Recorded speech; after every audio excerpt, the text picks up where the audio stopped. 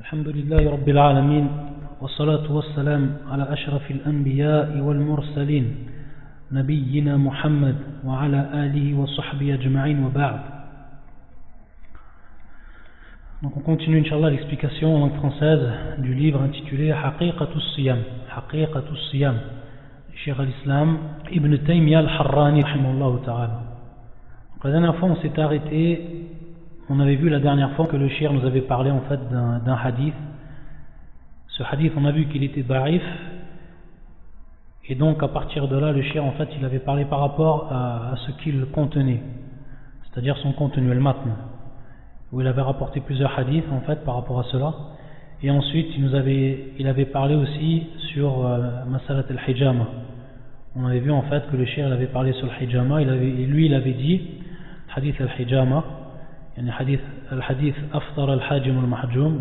On avait vu que lui il voyait que c'était un-Nasir, que ce hadith c'était un-Nasir, c'était l'abrogeant, un-Nasir, et que l'abrogé c'était le hadith de Ibn Abbas, annahu ihtajama wa muhrim sa'im. On avait expliqué aussi que cette version n'était pas dans le Sahih al-Bukhari ni dans le Sahih al-Muslim. On avait dit que yakun mujud ala infiradi.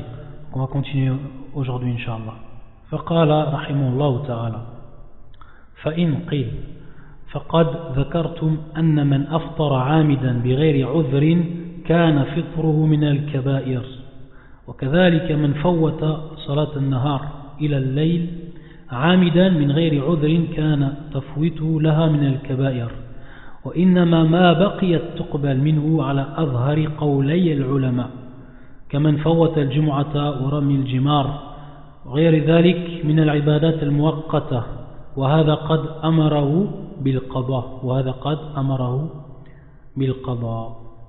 Il va essayer de répondre à ce que disent certaines personnes, ce que disent certains savants. Ils disent en fait, vous dites, donc ça en fait c'est al-munaqashatul ilmiya, c'est-à-dire que lui il va venir en fait avec certaines paroles de ceux qui disent contraire à ce que lui il dit, et yunaqishu, c'est-à-dire il vient les discuter, prouver que son argumentation lui est plus forte, et il vient, on pourrait dire, détruire l'argumentation des gens qui disent le contraire de ce que lui il dit dans cette masala, dans cette question-là. Donc le shir maintenant il va parler par rapport à une masala qui est muhimma. C'est lui en fait, c'est une règle auprès de Cheikh al-Islam Ibn Taymiyyah. C'est une règle en fait. Donc je vais commencer par citer en fait ce que lui il veut dire, et ensuite on continuera, ou on appliquera cette règle. On verra comment lui, Cheikh al-Islam, il applique cette règle par rapport à quoi? Par rapport au siyam. Donc lui, Cheikh al-Islam Ibn Taymiyyah, il voit une règle continue et qui est générale par rapport à l'adoration. C'est أن العبادات المؤقتة بوقت تفوت بفوات وقتها إلا من عذر. Donc je répète, ça c'est la règle en fait de Cheikh al-Islam Ibn Taymiyyah, la règle qu'il voit qui est la bonne, alors que cette règle là elle n'est pas valable chez tous les savants. Donc par rapport à ça il y a une divergence par rapport à cette règle. Donc je vais redire cette règle là en langue arabe et ensuite la traduire et l'expliquer, et ensuite l'appliquer par rapport à notre question ici qui est as-siyam, et plus particulièrement ici qui est le fait de vomir volontairement. يقول الشيخ العبادة المؤقتة بوقت تفوت بفوات وقتها إلا من عذر. Qu'est-ce que ça veut dire ça? Ça veut dire que les adorations qui sont déterminées par un temps bien précis, les adorations qui sont déterminées par un temps bien précis, par exemple la prière par exemple du dhuhr, la prière du dhuhr c'est un temps bien précis, alaysa kadhalik. Également la prière du asr, également la prière du ma'rib. Toutes ces prières-là, en fait, ce sont des adorations qui doivent être faites dans un temps bien précis. C'est pour ça qu'on dit ibadatul muwaqqata, c'est-à-dire que leur accomplissement doit se faire dans un temps bien précis. Et que si ce temps, on dépasse ce temps qui est bien précis, bidun udhr, donc on voit bien dans la règle, il dit illa min udhrin. Donc les adorations qui sont déterminées par un temps précis, qu'elles ne peuvent pas être rattrapées lorsque le temps est passé, sauf en cas d'excuse. Donc tout simplement, lui il dit, le shir, par exemple, si quelqu'un, maintenant, le temps de salat al-dhuhr est rentré, le temps de la salat al-dhuhr, il est rentré, on est dans ce temps. Le shir il dit lui maintenant, qu'est-ce qu'il dit si on applique maintenant cette règle? Donc ça, cette prière, ça fait partie de l'ibadatul muwaqqata, c'est-à-dire des adorations qui sont déterminées par un temps bien précis. c'est la personne volontairement, donc shakhsu muta'ammid, c'est-à-dire, lorsqu'on dit muta'ammid, c'est-à-dire qu'il le fait volontairement, délibérément. Et donc, on sort de par ce terme-là, an-nasi wal-mukhti. An-nasi wal-mukhti, kadhalik. C'est-à-dire celui qui oublie et celui qui fait une erreur. Celui qui oublie et celui qui fait une erreur. Wa kadhalik al-jahil. Kadhalik al-jahil. Celui qui en fait, qui n'a pas de, qui est ignorant. La personne qui est ignorante. Donc lui, cher l'islam, il voit que la personne qui délaisse cette prière-là, par exemple la prière du Dhuhr, jusqu'à qu'elle dépasse son temps, c'est-à-dire qu'on va rentrer après dans la prière du Asr, hein, qu'on rentre dans la prière du Asr, qu'est-ce qu'il voit, cher l'islam Ibn Taymiyyah? Il voit en fait que cette adoration, cette adoration, ce n'est pas la peine de la refaire, qu'elle est non valable, il n'est même pas la peine de la refaire, c'est terminé. Son temps est passé, t'as pas à la refaire, c'est terminé. Et ça fait partie des min al-kaba'ir, ça fait partie, c'est-à-dire des grands péchés. Ça fait partie des grands péchés. C'est pour ça qu'il nous a dit wa innama ma baqiyat tuqbal, yani ma'na ma baqiyat tuqbal, ma'na ma sarat tuqbal, ma adat tuqbal. Ça veut dire ça. Ça veut dire que jamais elle ne sera acceptée, même si tu la refais après. Yani qada'an. Donc on a vu le fait de refaire une adoration qu'on a ratée, qu'on a loupée, c'est ce qu'on appelle al-qada. Comme par exemple durant le jeûne, lorsqu'on boit ou on mange durant le jeûne, al-muslim al-qada. On avait expliqué qu'est-ce que c'était al-qada et ce terme qu'est-ce que voulait dire al-qada. Taïb. Donc lui le shir il voit ça et il dit bien ala azhari qawlay al-ulama. Donc qu'est-ce que ça veut dire cette expression là? Ça veut dire en fait qu'il y a un autre avis qui dit non, qui dit en fait que la personne, même si elle fait cela volontairement, c'est une adoration déterminée par un temps bien précis, si elle le fait volontairement, alors elle devra, c'est-à-dire qu'elle a délaissé cette adoration volontairement, alors elle devra la refaire. Alors elle devra quand même la refaire. Alayhi al-qada. Donc on voit qu'il y a deux avis par rapport à ça. Et en fait, l'avis de Cheikh al-Islam Ibn Taymiyyah, ce n'est pas l'avis du Jumhur. Bien au contraire, l'avis du Jumhur, c'est-à-dire la majeure partie des savants disent qu'il doit rattraper cette prière-là. C'est-à-dire qu'on prend l'exemple de la prière, maintenant on va l'appliquer par rapport aux jeunes pour comprendre. On a pris l'exemple de la prière, quelque chose qui est simple. Donc la majeure partie des savants disent en fait que non, il est alayhi al-qada. Pourquoi il dit ça? Il dit ça parce que la personne yumkin an yatub ila Allah, c'est-à-dire la personne peut se repentir après avoir par exemple délaissé la prière volontairement, une prière volontairement, elle peut se repentir, ou avoir délaissé par exemple le jeûne volontairement, elle peut se repentir la personne. Donc en ce moment-là, est-ce qu'elle peut refaire cette adoration-là après avoir fait bien sûr le repentir, après avoir fait tawbah? Donc la plupart des savants ils disent oui. Par contre, lui, Cheikh al-Islam Ibn Taymiyyah, il voit non. Et après, on va voir que cela va avoir une influence par rapport à ce qui va continuer dans le texte. On va voir par rapport en ce qui est en relation avec al-mujami'. Al-mujami', lorsqu'on dit al-mujami', c'est celui qui a un rapport sexuel. Ça vient du terme al-jima', al-mujami'. Donc c'est celui qui a un rapport sexuel avec sa femme durant la journée du mois du Ramadan. On va voir ici que lui, il dit qu'il n'a pas à refaire le jeûne. Laysa alayhi al-qada. Donc on va revenir sur cette masala. Il est bien important de comprendre cette règle-là pour comprendre la suite du texte et pour comprendre la suite de la parole de Cheikh al-Islam. Donc voilà, c'est ça en fait la règle. Et c'est une règle que Cheikh en fait lui il voit. Donc toute, je la redis, al-ibadatul muwaqqata bi waqtin tafutu bi fawati waqtiha illa min udhrin. Donc les adorations qui sont déterminées par un temps précis, ce ne sont pas rattrapables, sont irrattrapables. Lorsque leur temps est passé, c'est-à-dire leur temps respectif à ces adorations est passé, sauf en cas d'excuse. Illa bi'udhrin. Donc là c'est important. Il dit bien le illa bi'udhrin. C'est-à-dire pas maintenant si une personne elle a une excuse.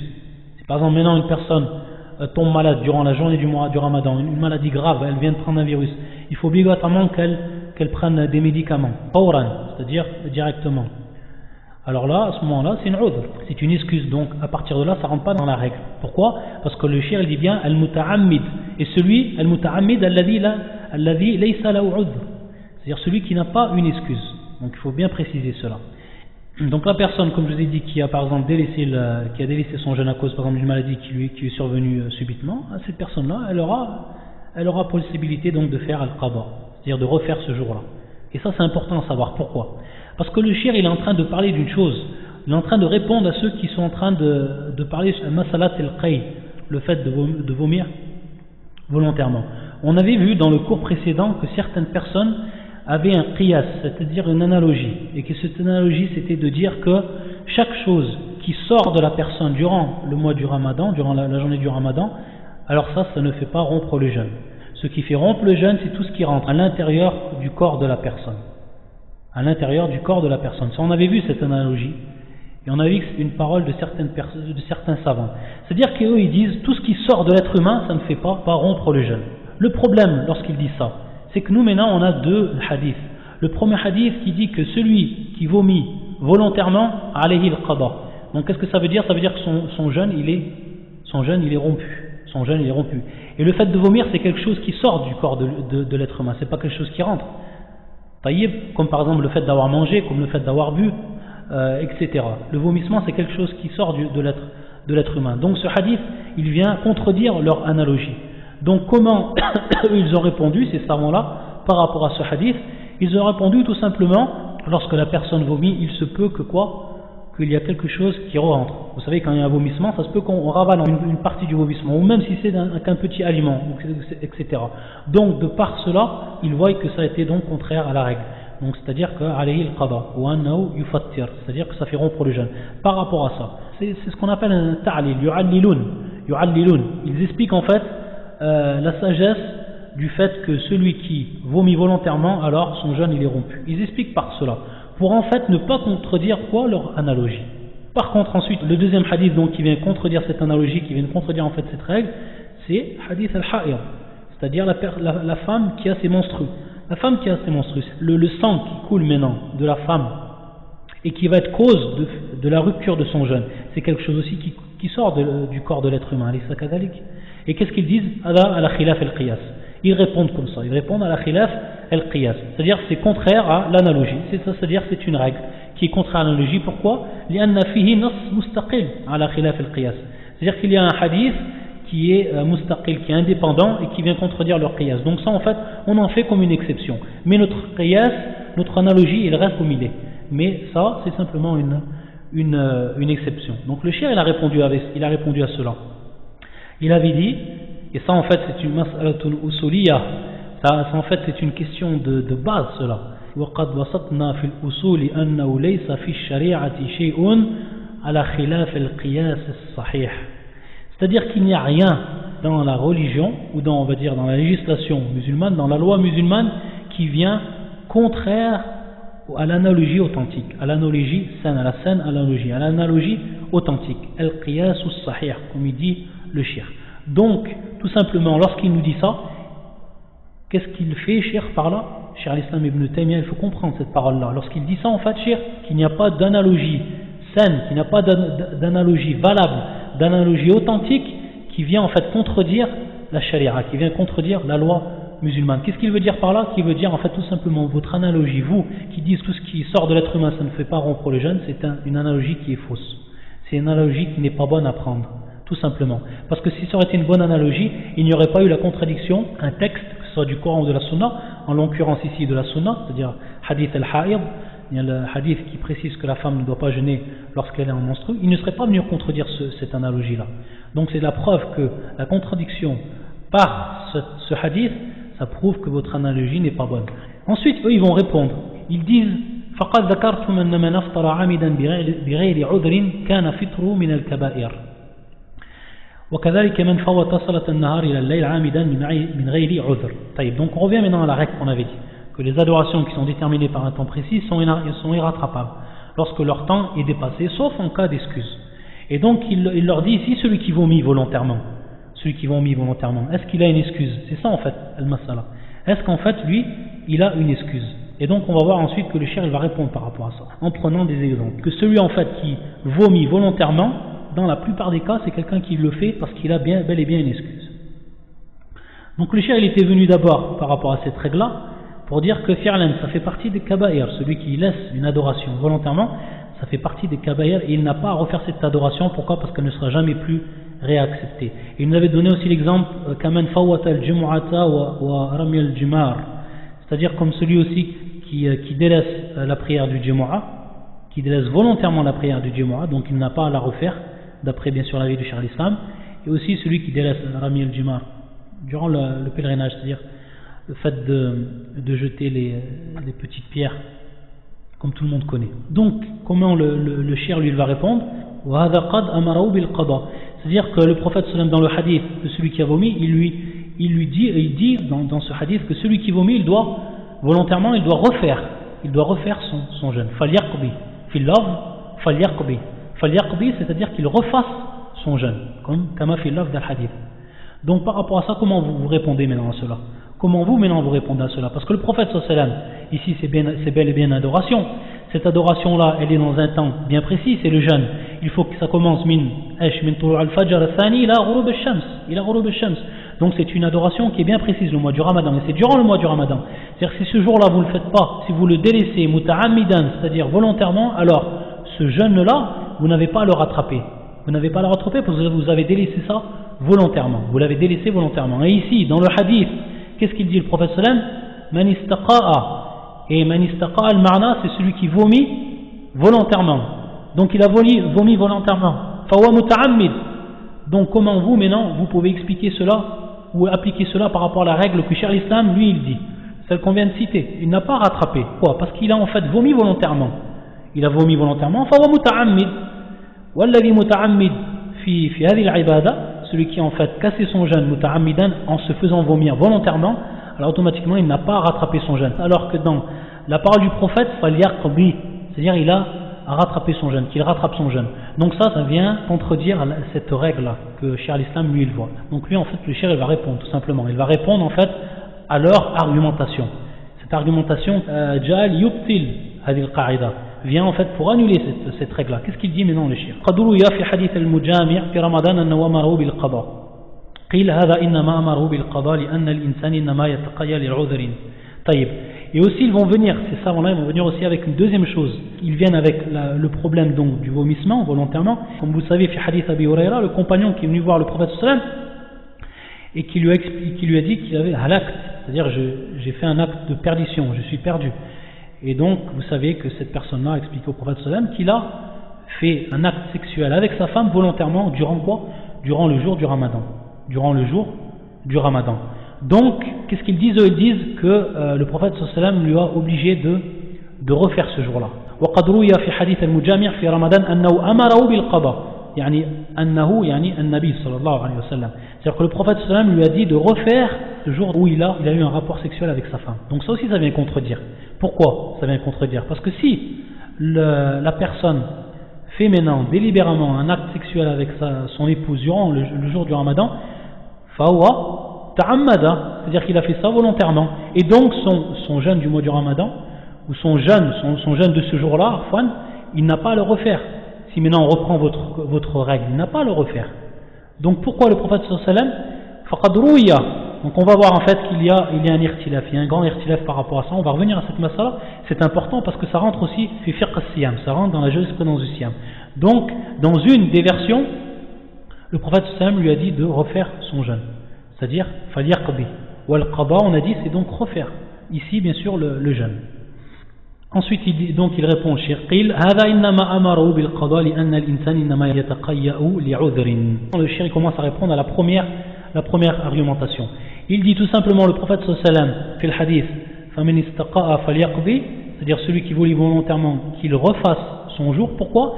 Parce que dans la plupart des cas, ce n'est pas possible qu'une personne se fasse vomir volontairement, sauf si là en fait c'est là une excuse. On se voit mal une personne qui a mettre ses doigts dans sa bouche et qui s'y fasse vomir volontairement. Et vous savez que lorsqu'on vomit, on souffre. La personne elle souffre rien lorsqu'elle vomit. Donc une personne ne peut pas faire ça volontairement. Si elle fait ça, donc il dit le shirk, c'est parce qu'elle a une excuse. Et donc il va rapporter maintenant des exemples. Comme celui en fait qui est malade, par exemple qui a avalé quelque chose durant par exemple la nuit, cette chose-là lui a fait énormément mal à son ventre, par exemple pour guérir, il est obligé de faire ressortir ce qu'il a mangé. Donc là on voit que c'est une udhr, ça fait partie donc d'une excuse. Donc si c'est partie d'une excuse, comme on a dit dans la règle, illa min udhrin, donc ça rentre pas en fait dans ce qui concerne notre règle. Pourquoi? Parce que notre règle, dans la règle qu'on a dit, on a bien dit illa bi'udhr, istithna, illa min udhrin, c'est-à-dire sauf avec une excuse. Et là il a une excuse la personne, donc ça rentre pas dans ce domaine-là, dans le domaine en fait de celui qui fait volontairement sans excuse. Il l'a fait volontairement mais avec une excuse. Aou taqayyahu li'annahu kalama fihi shubha kama taqayya Abu Bakr min kasb al-mutakahin. Ce qu'il nous dit le chien, nous rapporte aussi un autre exemple qui est arrivé avec Abu Bakr. min wara' Abu Bakr radiyallahu ta'ala anhu. Wa la'natullah ala man la'anahu. Wa la'natullah ala man la'anahu. Donc Abu Bakr, qui était rapporté de lui, comme a fait Sahih al-Bukhari, il y a un jeune en fait qui avait proposé la nourriture à Abu Bakr. Et en fait, lorsqu'il lui a demandé d'où vient cette nourriture, il lui avait dit en fait que c'était un kasb, c'est quelque chose qu'il avait eu dans la Jahiliya. Al-Mutakahin, c'est celui en fait qui fait la prédication, la prédication qui dit en fait l'avenir. C'est ce qu'on appelle al-Kahana, Al-Mutakahin, c'est celui qui prédit, ça fait partie du grand shirk. Et donc c'était cette personne-là, elle avait accédé à cette nourriture-là lorsqu'elle faisait cela dans la Jahiliya. Et donc lorsque Abu Bakr il a su ça, qu'est-ce qu'il a fait? Donc il avait déjà avalé la nourriture, il a vite vomi, il s'est fait vomir en fait. Pourquoi? De peur d'avaler quelque chose qui est muharram, de peur d'avaler quelque chose fi shubha. Ça fait partie en fait de la grande piété de Abu Bakr. Donc il s'était fait vomir volontairement. Et donc là, le fait qu'il se fasse vomir volontairement, c'est par une excuse. Donc il est excusé par rapport à ça. Les udhrin. Donc c'est un autre exemple aussi que donne le shirk de l'islam. Pour dire en fait, pour répondre à l'argumentation qu'ont dit les savants qui ne voient pas cette règle-là.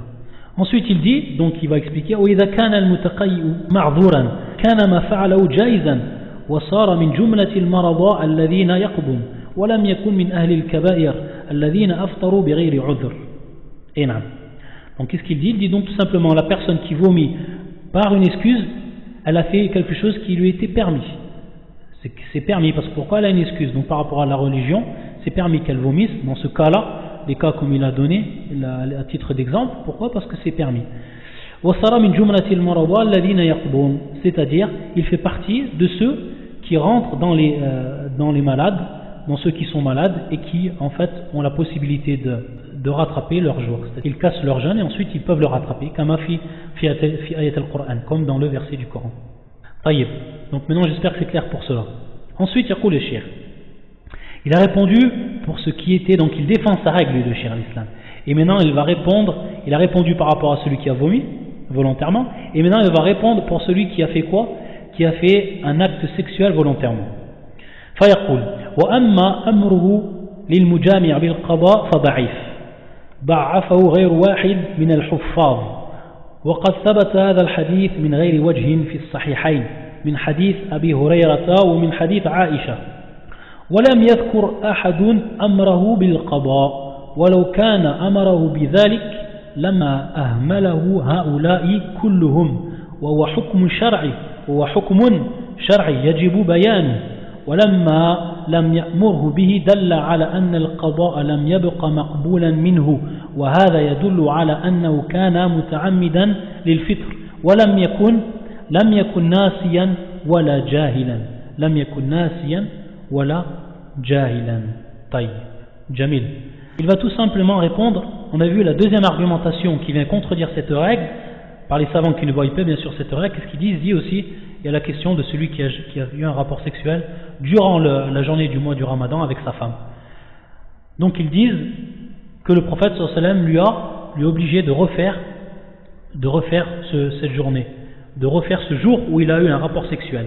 Et qu'est-ce qu'il répond? Tout simplement, Cheikh al-Islam ibn Taymiyyah, il dit que hada da'if, que cette riwaya, cette version, donc en fait il y a ziyada, c'est en fait une annexion ou un supplément qui se trouve dans le hadith fi ba'd al-turuq, c'est-à-dire dans certaines chaînes de transmission on trouve cette version qui est en fait un supplément dans la version qui se trouve fi sahihain, c'est-à-dire fi sahih al-Bukhari wa sahih Muslim, c'est-à-dire sachant que fi sahih al-Bukhari wa sahih Muslim, dans l'authentique d'al-Bukhari, l'authentique de Muslim, la version donc du fameux hadith de Abu Huraira, de la personne qui était venue voir le prophète sallallahu alayhi wa sallam et qui avait fait l'acte sexuel durant la journée, il n'y a pas la citation du prophète sallallahu alayhi wa sallam qui lui dit de refaire cette journée-là.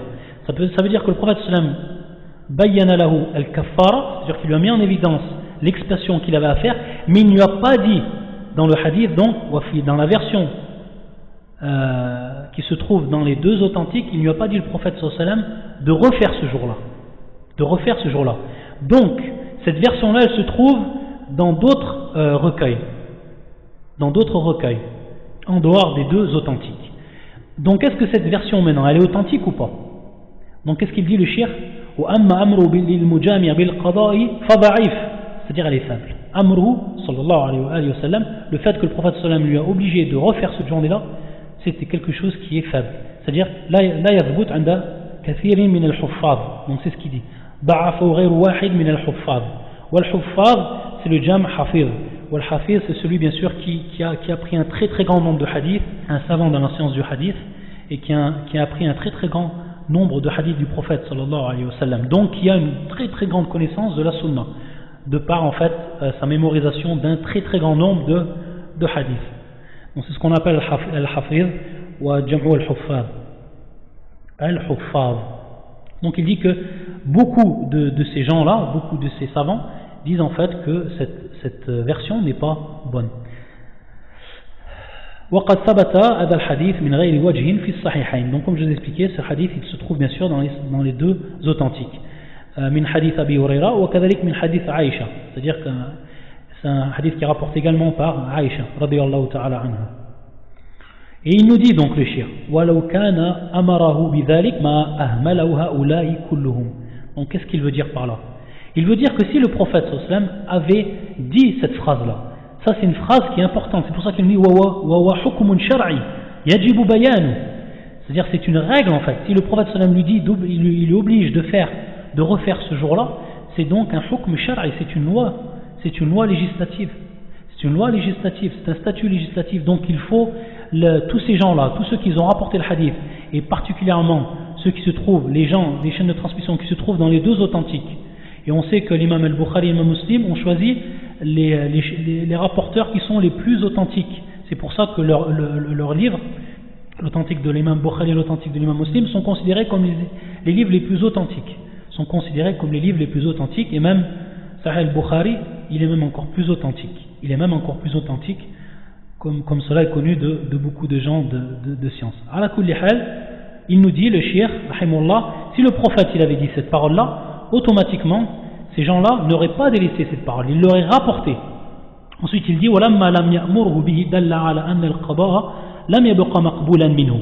Donc, lui il dit, donc c'est l'avis du shir de l'islam Ibn Taymiyyah, en se basant sur l'avis de beaucoup de savants en ce qui concerne le hadith, c'est-à-dire la version de ce hadith qui n'est donc pas pris en compte. Il nous dit à partir de là, bina'an ala dhalik, il nous dit le shir, donc le prophète sallallahu alayhi wa sallam, lorsqu'il ne l'a pas obligé de faire cela, alors on sait que lam yabqa maqbulan minhu, c'est-à-dire il ne sera jamais accepté, ce n'est pas la peine de le faire, ce n'est pas la peine de le faire. Wa hadha yadullu ala annahu kana muta'ammidan lil fitr. Ça c'est aussi une preuve bien sûr qu'il a fait cela, il a eu un rapport sexuel avec son épouse de manière volontaire. Kana muta'ammidan. Donc de par là, Cheikh al-Islam, en répondant à ces deux argumentations, il vient en fait balayer ces deux contradictions qu'ont amené ceux qui ne voient pas cette règle-là. Taïb, maintenant on va revenir en fait sur l'amr bil qada. On revient à Cheikh al-Albani. Qu'est-ce qu'il dit Cheikh al-Albani rahimahullah?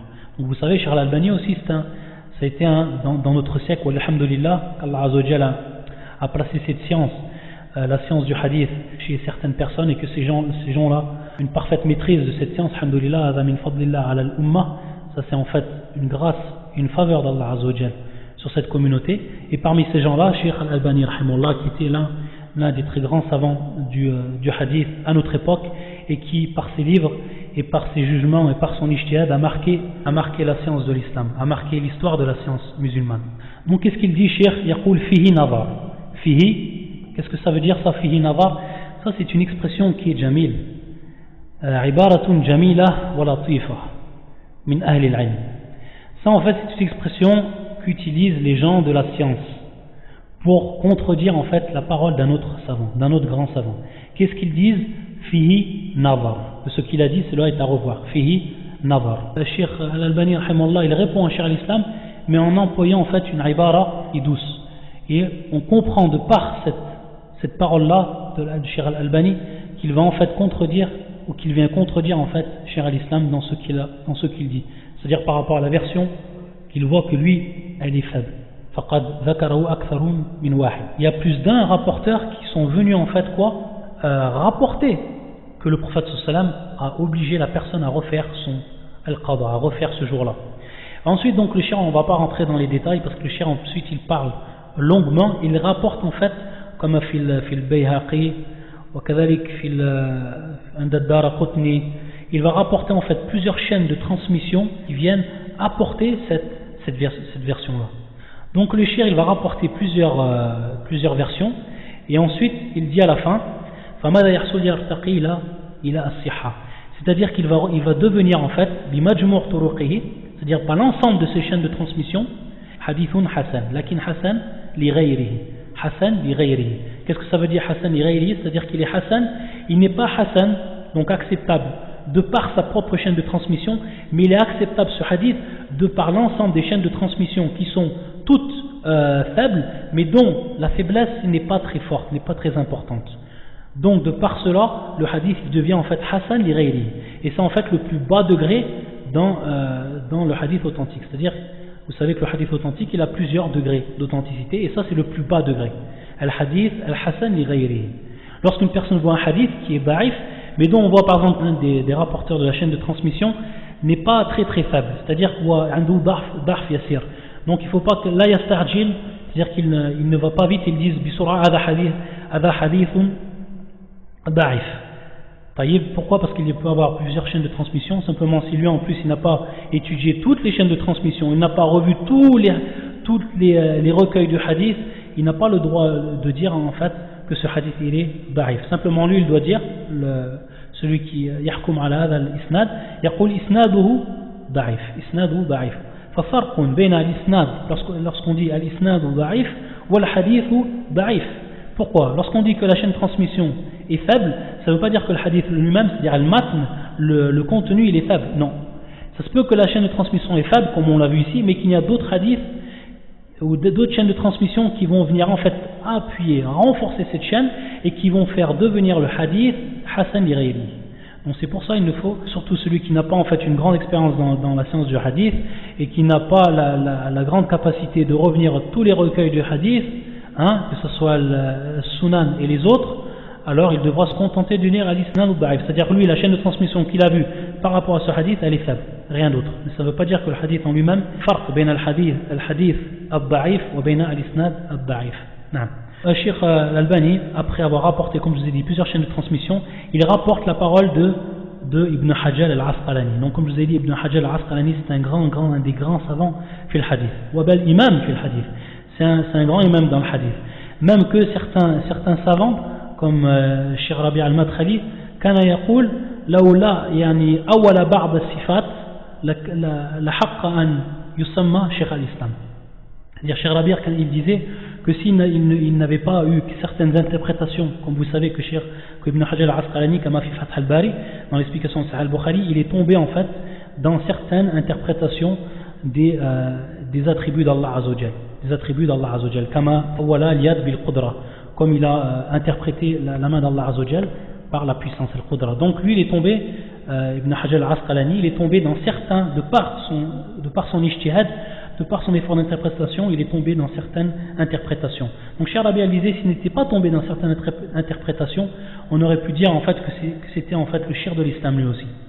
Ala kulli hal, yaqul fil akhir Cheikh Al-Albani, donc il rapporte maintenant la parole de Ibn Hajar al-Asqalani rahimahullah, yaqul wa bi majmu' hadhihi at-turuq tu'raf anna li hadha az-ziyada aslan.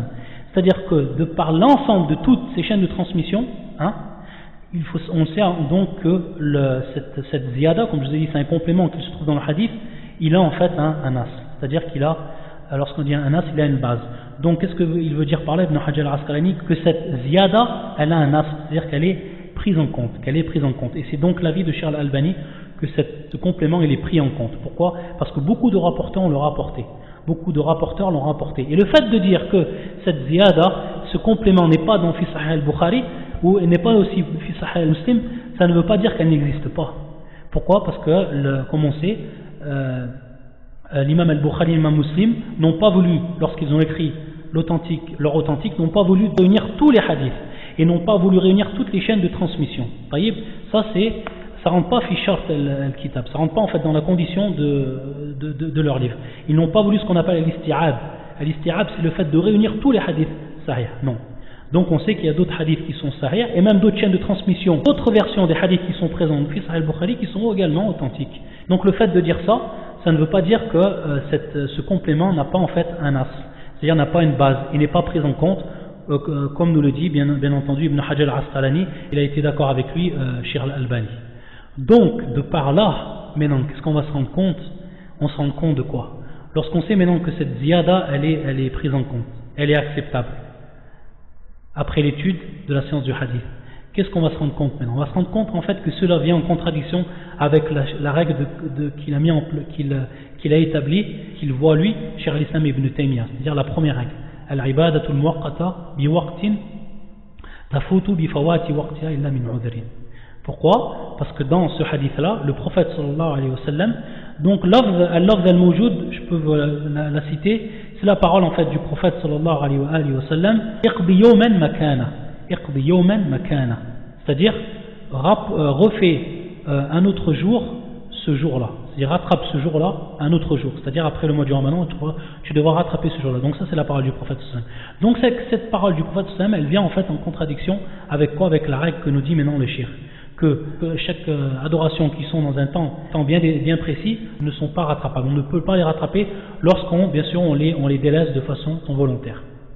Sauf en cas d'excuse, bien sûr. Parce que la personne ici, elle n'a pas d'excuse. Même lui-même, Cheikh al-Islam ibn Taymiyyah lui dit وَهَذَا يَدُلُّ عَلَى أَنَّهُ كَانَ مُتَعَمِّدًا لِلْفِطْرِ لَمْ يَكُنْ نَاسِيًا وَلَا جَاهِلًا لَمْ يَكُنْ نَاسِيًا وَلَا جَاهِلًا.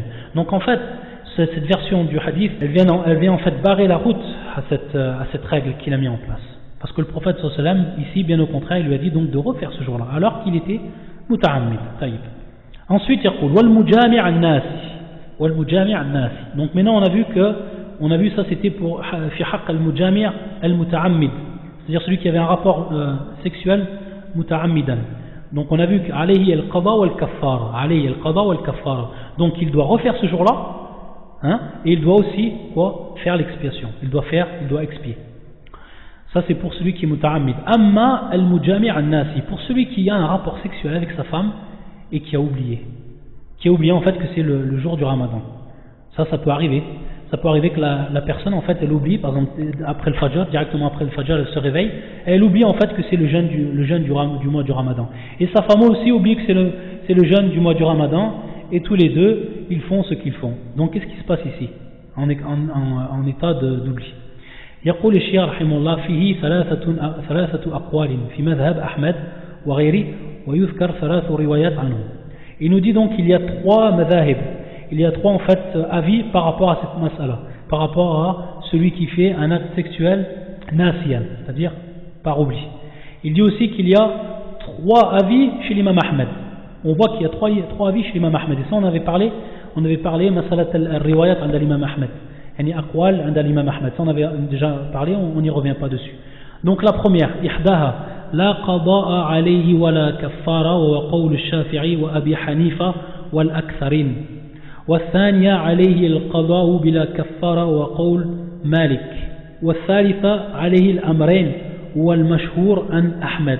والأول أظهر كما قد بسط في موضعه، فإنه قد ثبت بدلالة الكتاب والسنة أن من فعل محظورا مخطئا أو ناسيا لم يؤاخذه الله بذلك، وحينئذ يكون بمنزلة من لم يفعله، فلا يكون عليه إثم، ومن لا إثم عليه لم يكن عاصيا ولا مرتكبا لما نهي عنه، وحينئذ فيكون قد فعل ما أمر به ولم يفعل ما نهي عنه. ومثل هذا لا يبطل عبادته، إنما يبطل العبادات إذا لم يفعل ما أمر به أو فعل ما حذر عليه طيب.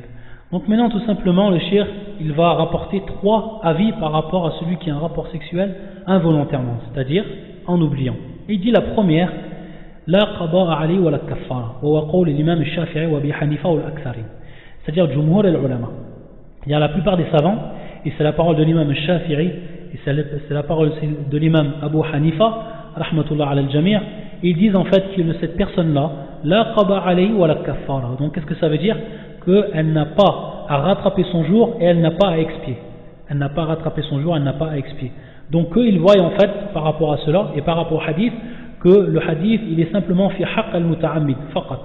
C'est-à-dire qu'il est dans le droit de celui qui le fait volontairement et qu'il n'est pas dans l'état d'oubli ou en état ou qu'il n'est pas dans l'erreur, ou jahilan, c'est-à-dire ignorant, c'est-à-dire qu'il ne sait pas que cela est interdit. Donc il dit la qada alayhi wa la kaffara, c'est-à-dire qu'il n'a rien à faire. Celui qui a oublié, qui est en état d'oubli, qu'après avoir fait l'acte sexuel, il se rappelle que c'est la journée du Ramadan, donc cette personne-là n'a rien à faire. Ou l'imam Shafi'i, ou l'imam Abu Hanifa ou l'Aksari. Wa thaniya alayhi al-qada'u bila kaffara wa qawlu Malik. Alayhi al-qada'u bila kaffara wa qawlu l'imam Malik. C'est-à-dire le deuxième avis, c'est en fait un avis qui dit que la personne doit rattraper ce jour mais elle ne doit pas expier. Elle doit rattraper ce jour, elle ne doit pas expier. Et ça c'est la parole de l'imam Malik. Rahimahullah. Et c'est pareil aussi l'imam Malik, il dit pareil, si on avait vu, il dit pareil pour ce qui est du sharab, au shurb, et aussi du ta'am. C'est-à-dire que l'imam Malik, il dit même celui qui boit, qui mange nasiyan, il dit aussi l'imam Malik qu'il doit rattraper son jour. On va y revenir par rapport à ça. Il y a un hadith par rapport à celui qui mange et qui boit nasiyan, par celui qui mange et qui boit en oubliant, et on va voir comment les savants ils répondent à ce hadith, et comment eux en fait ils l'interprètent, et comment eux ils le voient. Donc il y a aussi par rapport à cela plusieurs avis, et on y reviendra parce que c'est important de comprendre cela. Donc l'imam Malik, lui, il voit comme pour celui qui a un rapport sexuel, ou comme pour celui qui boit, qui mange, il dit qu'il doit faire quoi? Al-qada, qu'il doit rattraper ce jour-là, lakin laysa alayhi kaffara, c'est-à-dire qu'il n'a pas à expier. والثالثة عليه الأمرين والمشهور أن الإمام أحمد c'est-à-dire عليه الأمرين, c'est-à-dire que non seulement celui qui a un rapport sexuel nasiyan, il devra quoi dans un premier temps al-qada, refaire ce jour-là, et dans le deuxième temps al-kaffara, c'est-à-dire qu'il devra aussi expier. Et ça c'est la parole, c'est-à-dire la parole la plus célèbre de l'imam Ahmed, c'est-à-dire celle qui est la plus répandue chez ceux qui ont étudié et ceux qui sont venus après l'imam Ahmed et qui ont suivi son madhab.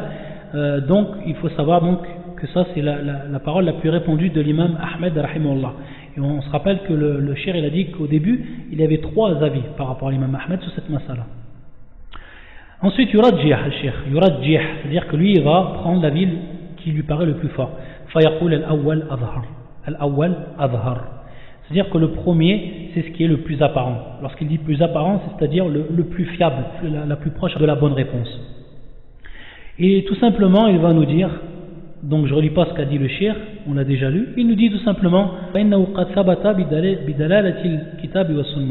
il est connu d'après le Coran et la Sunna, et c'est authentique, que celui qui fait de façon générale, que celui qui fait un acte alors qu'il est nasi, c'est-à-dire en état d'oubli, ou mukhti'an, c'est-à-dire en état d'erreur, qu'il le fait par erreur, Allah Azza wa Jal ne lui la yu'akhidhu Allahu bidhalik, c'est-à-dire qu'Allah Azza wa Jal la yu'aqibuhu, c'est-à-dire Allah Azza wa Jal ne le punira pas. فيقول الشيء وحينئذ يكون بمنزلة من لم يفعله, c'est-à-dire il est dans le même état que la personne qui ne l'aurait pas fait, aslan. La personne qui ne l'aurait pas fait, il serait dans le même état. فلا يكون عليه طبعا, il n'a donc pas de péché. Il n'a donc pas de péché. Celui qui n'a pas de péché, lam yakun asiyan, c'est-à-dire qu'il n'est pas un pécheur, et qu'il n'a pas fait ce qui lui était interdit. Donc par rapport à ça, ومثل هذا لا يبطل عبادته, c'est-à-dire que cela ne lui annule pas son adoration. Donc si son adoration n'est pas annulée, donc qu'est-ce qui se passe? ليس عليه قضاء وليس عليه كفارة, ليس عليه قضاء وليس عليه كفارة. Donc lui il reprend maintenant la parole, ويرجح, la parole de qui? De l'imam Shafi'i, de l'imam Abu Hanifa et de la plupart des savants, qui disent en fait que la personne qui a un rapport sexuel involontairement, c'est-à-dire par oubli ou par erreur, on va revenir par rapport à ce qui est à l'erreur de façon générale. Là aussi il y a pas mal de choses à dire sur ce point-là. Ala kulli hal, celui qui est, comme il dit le cheikh, mukhtiyan ou nasiyan, celui qui fait cela par erreur ou qui fait cela en oubliant, donc il n'a pas à rattraper ce jour-là et il n'a pas à expier. Donc il continue son jour. Celui qui a fait ce rapport sexuel, il continue son jour et il n'a rien à faire. Taïb. Il va revenir sur cette règle-là. Je vous ai dit, le cheikh en fait, rahimahullah, lui des moments quand il parle sur une règle, même si on est de fiqh as-siyam, lorsqu'on est, malgré qu'on est dans la jurisprudence du jeûne, le cheikh lui en fait il va maintenant partir, il va appliquer cette règle, il va partir maintenant dans le hajj. On va se retrouver maintenant avec le cheikh dans le pèlerinage. Il va maintenant rentrer dans le pèlerinage, il va rapporter certains avis par rapport au pèlerinage, et c'est très important, alhamdoulilah. C'est très important, pourquoi? Parce que lui il rapporte des choses qui sont, en se basant sur des règles, sur l'islam, il rapporte des choses et il ramène cette règle-là, ou il applique cette règle-là à plusieurs adorations. Donc ça va nous permettre de comprendre aussi certaines choses par rapport au pèlerinage. Donc bien sûr on le fera Inch'Allah. Donc le prochain cours on va voir en fait ce que nous dit le shir. Subhanakallahumma bihamdika ashhadu an la ilaha illa anta astaghfiruka wa atubu ilayk.